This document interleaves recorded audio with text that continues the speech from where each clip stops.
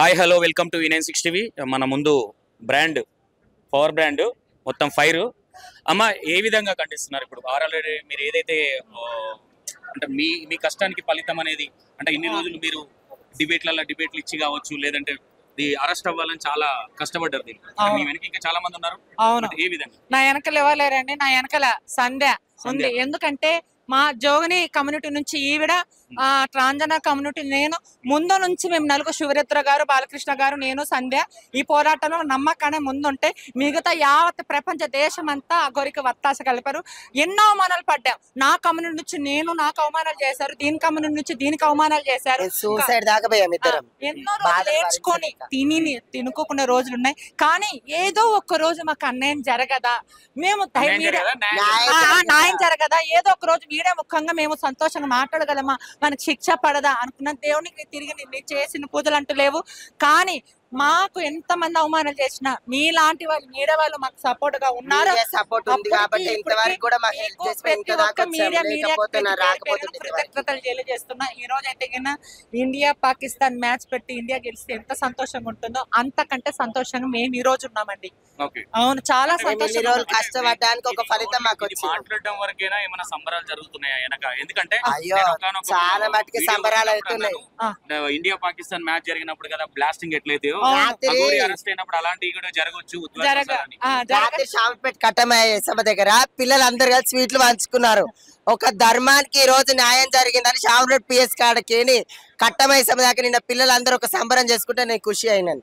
నిన్న పిల్లలు నన్ను పిలిచి శాల్వా కప్పి పూలు దండన పెడలేసి నాకైతే రాత్రి ఒక సచ్చి మళ్ళీ పుట్టినరా ఒక ధైర్యం నాకు వచ్చిందని ఒక ఫీలింగ్ తో ఉన్నా నేను. ఎందుకంటే ఇన్ని రోజులు కొట్లాడి సంతోష్ గారు అందరూ చూస్తూనే ఉన్నారు. ఈ పోరాటంలో ఏ ట్రాన్స్జెండర్ కమ్యూనిటీ కూడా రాలే.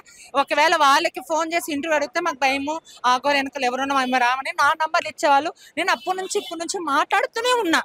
ట్రాన్స్జెండర్స్ ఓన్లీ మిమ్మల్ని పర్సనల్ గా తీసుకొని మిమ్మల్ని మాట్లాడుతున్నారని ఇన్వాల్వ్ అయ్యారా, లేదంటే ప్రతి ఇష్యూ దగ్గర మీరు ఉంటారా? లేదు, ఆ ప్రతి ఇష్యూ ఒక అఘోర విషయంలో కాదు. ఆడ మహిళకి న్యాయం ఏంది, ఒక మహిళ గురించి న్యాయం గురించి ఎక్కడైనా మేము ఆడవాళ్ళ గురించి పోరాడతాము, ట్రాన్స్జెండర్ కమ్యూనిటీ గురించి పోరాడతాము. దేశంలో ఎవరైనా దొంగ అని వస్తే వారి గురించి పోరాడడానికి మేము సిద్ధంగా ఉన్నాం. అంటే నేను ఏమంటున్నానంటే ఇప్పుడు అఘోరి మీ పర్సనల్ విషయాలు కొన్ని మాట్లాడడం జరిగింది. పిన్నీస్ కావచ్చు, సంథింగ్ సో కాల్డ్ అది ఫండ్స్ లో పెట్టుకొని చేస్తున్నారా, లేదంటే బాబాసాహెబ్ అంబేద్కర్ గారిని బూతులు మాట్లాడారని మీరు సీరియస్ గా తీసుకుంటున్నారా ఏంటి? సరే, ఓకే, మధ్యలో వచ్చి మాట్లాడదాం అనుకున్నాం. నా వీడియోలు ఇప్పటి నుంచి లేవు కదా, 7 నెలల నుంచి ఉన్నాయి. ఏ రోజైతే మీ ఛానల్ ఫస్ట్ ఇచ్చాను, ఏ రోజైతే అప్పటికి ఇప్పటికి అదే మాట అలానే ఉంది. కానీ ఏది కాదు, మధ్యలో వాడు అంబేద్కర్ గారిని తిట్టడము, చాలా మంది పోలీసుల మీద చేయి చేసుకోవడము, మీడియా వాళ్ళ మీద చేయి చేసుకోవడం, దాని గురించి మాట ఎక్కడైనా అఘోర. ప్రతి ఒక్కరికి తెలిసిందే, ఒక టాపిక్ వచ్చిందనుకో టాపిక్ డైవర్ట్ చేయడానికి వేరేది ఒకటి చేస్తారని. వేరే దగ్గర పోలీసు వాళ్ళ మీద లా అనే పదాలు వాడినప్పుడు ఆ రోజు ఎందుకు మీరు ఫైర్ అవ్వలేదు? నేను అప్పుడు ఎప్పటికెప్పుడు అప్డేట్ ఇస్తాను. ఇప్పుడు ఒక మాట, నేను ఒక ట్రాన్స్జెండర్, నాకు ఎన్నో పనులు ఉంటాయి, పర్సనల్ పనులు. నేను హైదరాబాద్ లో 10 రోజులు ఉంటే ఇంకా మిగతా 10 రోజులు యాత్రలు ఉంటాయి నా ఫ్యామిలీ. సో ఇవన్నీ చూసుకునే కదా నేను కూడా టైం ఉన్నప్పుడే కదా మీడియాకి అప్పుడు అప్డేట్ ఇస్తూనే ఉన్నాను. వీని నమ్మద్దాన్ని, ప్రతి చోట వాడు అల్లరి చేసిన చోట ఇక్కడ ఎవరైనా ఇలా చేస్తారా?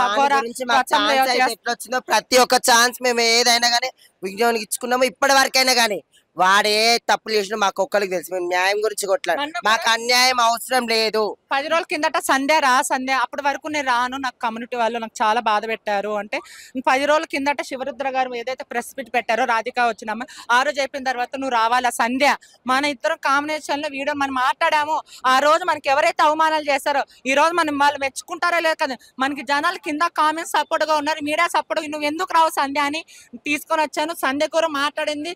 అది మాట్లాడిన తర్వాతనే మళ్ళీ వెంటనే షామీర్పేట్ పోలీస్ స్టేషన్ లో కంప్లైంట్ ఇవ్వడం జరిగింది. ఓకే, అయితే నేను ఏమంటే షామీర్పేట దగ్గరకు వచ్చి చాలా అలచల్ చేసింది. అక్కడ విభూది ఊసుకొని కావచ్చు, అక్కడ ఉన్న కమ్యూనిటీ కావచ్చు, వాళ్ళు కావచ్చు, అప్పుడు ఎందుకు రియాక్షన్ అవ్వలేదు? ఇప్పుడు అందరూ మీడియా కావచ్చు, లేదంటే వీళ్ళందరూ మాట్లాడిన తర్వాత ట్రాన్స్జెండర్లు ఎందుకు ముందుకొచ్చి, అందులో మీరు 3-4 మాత్రమే ముందుకొచ్చి ఎందుకు కేసు పెట్టాలని ఎందుకు అనిపించింది?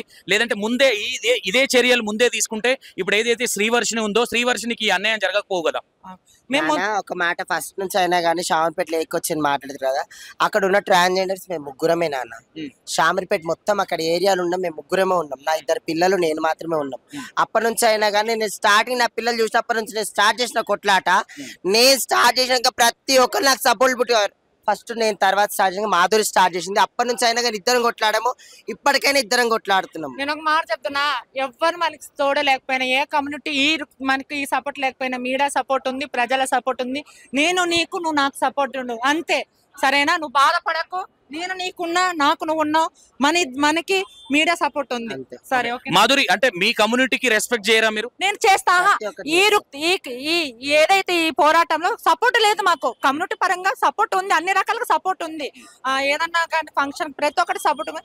ఈ ఉద్యమం మాకు సపోర్ట్ లేదు, పర్వాలేదు, కానీ మేమైతే పోరాడతాం అంతే. మాకు ఎవరి సపోర్ట్ పుట్టి చూసుకొని మేము పోరాటాలు అప్పటికి న్యాయంగా కొట్లాడుతున్నాం, న్యాయంగానే కొట్లాడతాం. ఒంటరి పోరాటమే చేస్తాం. మాకు ఎవరు సపోర్ట్ మాకు అవసరం లేదు. కమ్యూనిటీ నుంచి చూడండి, ఎవరైతే సపోర్ట్ చేస్తారో వాళ్ళు మాత్రమే నాకు హెల్ప్ఫుల్. మీరు కూడా ఒకానొక టైంలో ట్రోలింగ్ గురేవారు, ఎందుకంటే ఇట్లా మంత్రాలు ఇలా చేస్తారు అలా చేస్తారు అని థ్రెడ్ కట్టేసి చేస్తుంది. శ్రీనివాస్ గురించి ఎవరైతే దొంగ బాబాలు ఇలా చేస్తారో వాళ్ళ గురించి బయట పెట్టడం జరిగింది. అలా బయట పెట్టడం టైంలో కొంతమంది జనాలు ఇంకా తెలుసుకున్నారు, ఆహా నిజమే కదా మాధురి చేసింది, అవును కదా అని ఇంకా వాడిని నమ్మడం కొంచెం మానేశారనమాట. నేను ఆ వీడియోలు చేయడం బట్టి. సో నా ఫేమ్ కోసం అయితే కదా, సో అది చేశాను, కానీ దీని గురించి పోరాటం కూడా అప్పటి నుంచి ఇప్పటి వరకు కంటిన్యూ సాగుతుంది కదండి. ఓకే, ప్రియా చౌదరి మేడం గారికి మీకు పర్సనల్ గా ఏమైనా గొడవలు ఉన్నాయా, లేదంటే ఇదే విషయం లేదా? ప్రియా చౌదరి మేడం నిజంగా ఒక మాట చెప్తా, ఆ రోజు రెచ్చగొట్టింది ఒక బిఎస్ గా 24 యూట్యూబ్ ఛానల్ లో కూర్చొని ఎన్నెన్ని మాట్లాడాడు మేడం.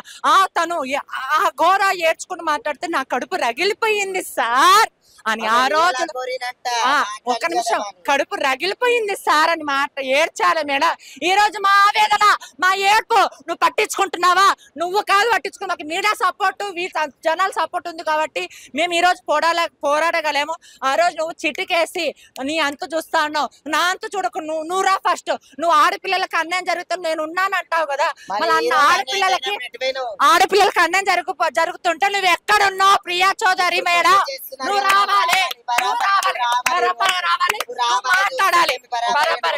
ఇప్పుడు నేను ఏమంటున్నా, ఓకే ఆవిడ అప్పుడు మాట్లాడింది ఏం తప్పుగా మాట్లాడింది అని అంటే అందరూ నమ్మారు కాబట్టి అందరితో పాటు ఆమె కూడా ఎందుకు మనం ఒక సనాతన ధర్మం ఉంది, ఆ సనాతన ధర్మాన్ని ఫాలో అవ్వాలి, లేదంటే రెస్పెక్ట్ ఇవ్వాలన్న ఉద్దేశంతో చెప్పారు. కానీ అట్లా ఏం లేదు, ఈమె వెనకల నుండి చైన్ నడిపించింది. ఆ టైంలో నేను పెద్ద ఇదైపోతా, నేను జర్నలిస్ట్ లో 18 సంవత్సరాలు ఉన్నా, ఇలా ఉన్నా అలా ఉన్నా అని ఆమె టాపిక్ డైవర్ట్ చేయడానికి అట్లా మీడియా పర్సన్ ఆమె మీద అమ్మ ప్రియా చౌదరి మాట్లాడుతుంది.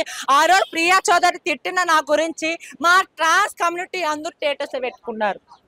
ఎంత బాధపడ్డారు. ఈ రోజు ప్రియా చౌదరి మేడం ఎందుకు రావట్లేదని మీరు క్వశ్చన్ చేస్తున్నారు. నాకు తెలిసిన అప్డేట్ వరకు మేడం కి యాక్చువల్లీ హెల్త్ బాగాలేదు. యాక్చువల్లీ 15 days నుంచి అదేంటది శ్రీరామనవమి ముందు నుంచి కూడా హెల్త్ బాగాలేదు. సరే మేబీ వస్తుండొచ్చు, ఆవిడ కూడా సనాతన ధర్మం కోసమే కొట్లాడుతుంది కాబట్టి మేబీ అది అడ్డం పెట్టుకొని ఇప్పుడు ప్రియా చౌదరి మేడం ని డామినేట్ చేద్దాము అని ఏమైనా పర్సనల్ గా ప్లాన్ చేశారా? లేదు, ఒక వీడియోలు ఉన్నాయి. 10 మంది అన్నారు కాబట్టి మా మనసు లేదు, ఒక్క నిమిషం ఉండమ్మా. ఆ రోజు ప్రియా చౌదరి మేడం అంటే నేను నెక్స్ట్ ఇచ్చిన బిఎస్ గారు నెక్స్ట్ ఆమె ఇచ్చింది, ఎవరికి సపోర్ట్ చేసుకుని వచ్చింది, ఆమె మహిళ అది ఇది అని చాలా. నేను కూడా అప్పటి వరకు నేను తను సర్జరీ ఇంప్లాంట్ సర్జరీ చేయకముందు ఫోటోలు అన్ని చెప్పాను. ఆ రోజు నన్ను తిట్టి వదిలేసింది. ఆ తిట్టిన వీడియోలు మా ట్రాన్స్జెండర్ కమ్యూనిటీ స్టేటస్ లో పెట్టుకుని నన్ను ఎంత అవమానించారో నాకు తెలుసు. ఆ రోజు నా పోరాటాన్ని నువ్వు అన్నావు, ఈ రోజు మళ్ళీ నా పోరాటాన్ని నువ్వు శబాసని ఒప్పుకోవాలా వద్దా? నువ్వు మా పోరాటాన్ని వెనకాల మీడియా ఉంది, జనాలు ఉన్నారు, కానీ నువ్వు ఆ రోజు ఎంత అవమానించావు. ఆడపిల్లలు కాపాడుతా అన్నావు, ఎక్కడమ్మా ఎక్కడ కాపాడుతున్నావు నువ్వు? వాళ్ళని వీళ్ళని తిట్టడమే సరిపోయింది. నీకంటే మేమిద్దరు మేలు కదమ్మా, ఒక ట్రాన్స్జెండర్ కమ్యూనిటీ అయినా న్యాయంగా బతుకుతున్నాం, న్యాయంగా పోరాడుతున్నాం, ఎవరి దగ్గర డబ్బు ఆశించి ఎవరి దగ్గర దౌర్జన్యం చేయట్లేదమ్మా, అర్థమైందా? ఇప్పుడు ఎవరైతే శ్రీనివాస్ గారు ఉన్నారో ఇప్పుడు అరెస్ట్ చేసిన తర్వాత వర్షిని నన్ను ఒకటే దగ్గర వేయాలి, నాతో పాటే ఉంటదని అంటారు. అది ఏ విధంగా కంటే వానికి సిగ్గు శరం, మనకి ఎంత తిట్టినా ఎంత కొట్టినా మనకి సిగ్గు శరం లేదు. వాడు మళ్ళీ మీ ఆవిడ మీతో పాటు నా భార్య నాతో పాటు కూడా వస్తుందా, మనకి సిగ్గు శరం లేదు. మనకి గట్టిగా కౌన్సిలింగ్ ఇవ్వాలని మనస్ఫూర్తిగా కోరుకుంటున్నా.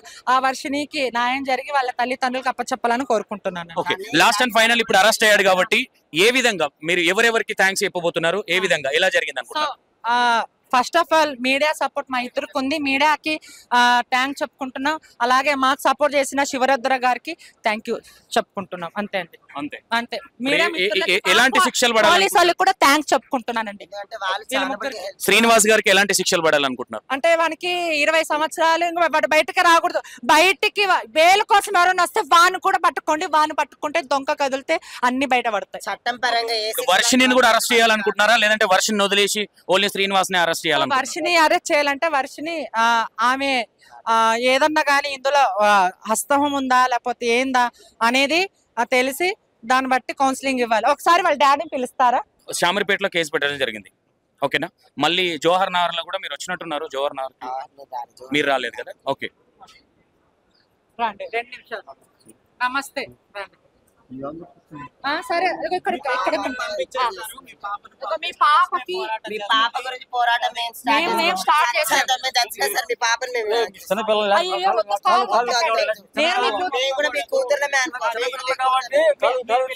మేము కూడా వర్షిని అమ్మ, నువ్వు మీ డాడీ ఇంతగా ఏడుస్తుంటే ఇప్పుడు కూడా నీకు కలికనం లేదా అమ్మ?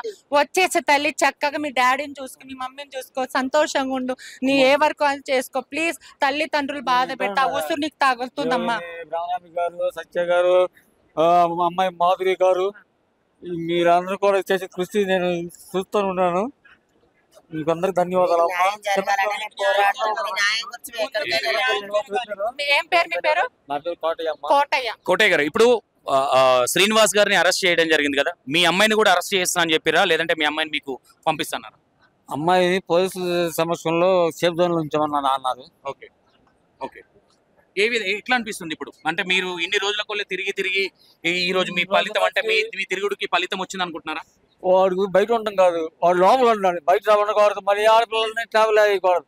బయట లోపల ఉన్నా కానీ వాడిని ఒక మగవర్గం గుర్తించి మగవాళ్ళు చేయలేదు, కానీ ఆడవాళ్ళకి గుర్తి మహిళకు చేయలేకూడదు.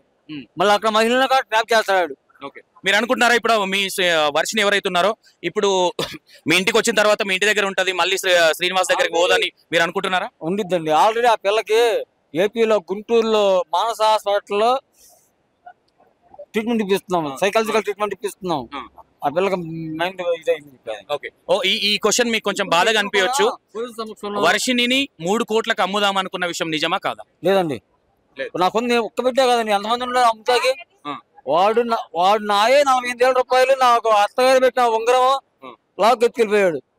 అంటే మీకు 5 రోజులలో శ్రీనివాసం చూసినప్పుడు మీకు ఏమనిపించింది? మీ ఇంట్లో తాగడం తినడం ఉంది కదా, వాడు ముందు రావటమే చూసాము. ఏమో చూసి మా ఆవిడ చేసిందంటే ఒక అఘోరి మాత అనుకుని వాడు కాళ్ళు కడిగి కాళ్ళు నీళ్ళు ఎత్తుని తోలుకుంది మా ఆవిడ. ఒక అఘోరి మాతగా దైవ జనులకు ఒక మాత అంటే ఇవాళ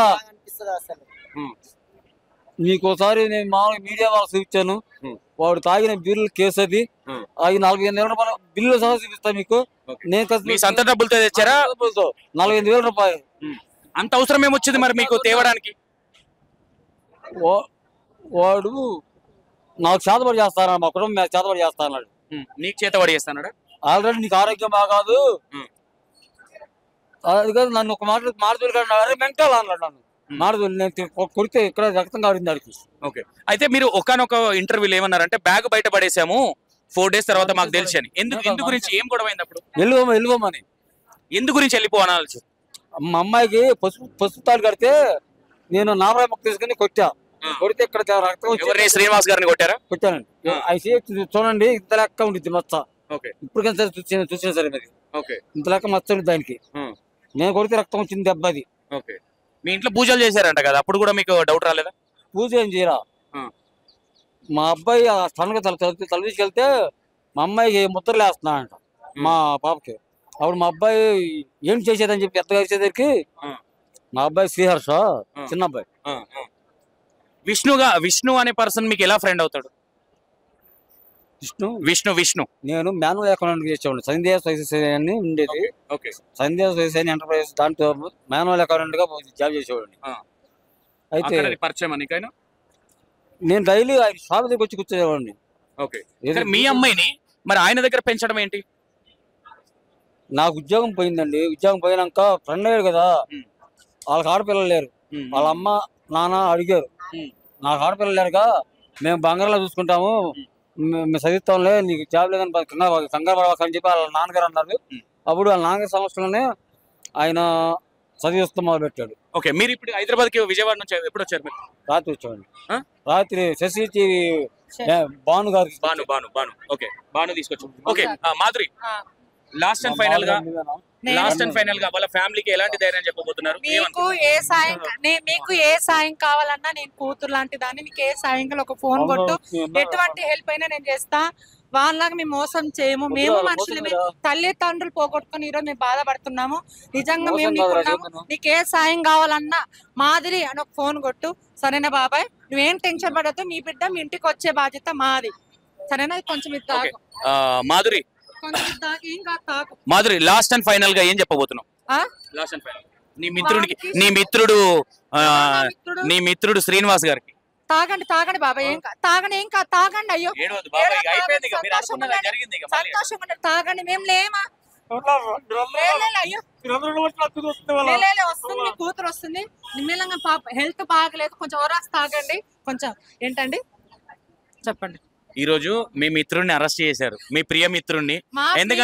ఎందుకు ఆ మాట అంటున్నంటే ప్రేమ ఎక్కువ ఉన్న వాళ్ళని ఎక్కువ తిడతారు అన్నట్టుగా. శ్రీనివాస్ గారిని మీరు తిట్టినంత మంచిగా నీట్ అండ్ క్లీన్ గా ఎవరు తిట్టలేదు కాబట్టి నీ మిత్రుడు అని అంటున్నారు. తప్పు ఉంది కాబట్టి మేము ఈ పోరాటాలు ముందుకు సాగాం. కాబట్టి వానికి నాకు లేన దేవ ఏం లేదు, వాని గురించి మాట్లాడితే నాకేం రాదు. నా కష్టం నా బతకాలి, నా బతుకు తీరు నాది. వాడు డబ్బులు ఇచ్చారా అంటలా, మీకు డబ్బులు ఇచ్చారా అంటలా, నాకు నా డబ్బులు ఖర్చు పెట్టలేదు. లేదండి, ఎవరైనా గాని సనాతన ధర్మం అది నేనైనా గాని సనాతన ధర్మం పేరు అడ్డం పెట్టుకుని వస్తే తప్పకుండా నేను మాట్లాడతానండి. వాని గురించి నేను తప్పకుండా, ఎందుకంటే అప్పుడు ఇప్పుడు ఒకటే మాట, వాని శిక్ష పడాలి. శిక్ష పడింది, ఇంకా శిక్ష పడాలి. డాడీ, ఇంకో నేను డాడీ అంటాను, నీ కూతురు లాంటిది. వాడు ఇంకా ఏ ఆడపిల్ల అయినా మోసం చేయాలంటే ఉచ్చ పోసుకోవాలి నా కొడుకు. వాడు అర్థమైందా? నా వెనకాల నేను ఉంటాను, ఎవరు లేరు అనుకుంటున్నావా? ఖబర్దార్, గుర్తు పెట్టుకో. అర్థమైందా? నేను కొట్టానండి. Thank you. మాధురి చెప్పే విధానం అట్లుంది, ఎందుకంటే అలా మిత్రుడిని అరెస్ట్ చేసిరు కాబట్టి ఎంతో కొంత బాధ ఉండొచ్చు మరి. Okay right, thank you.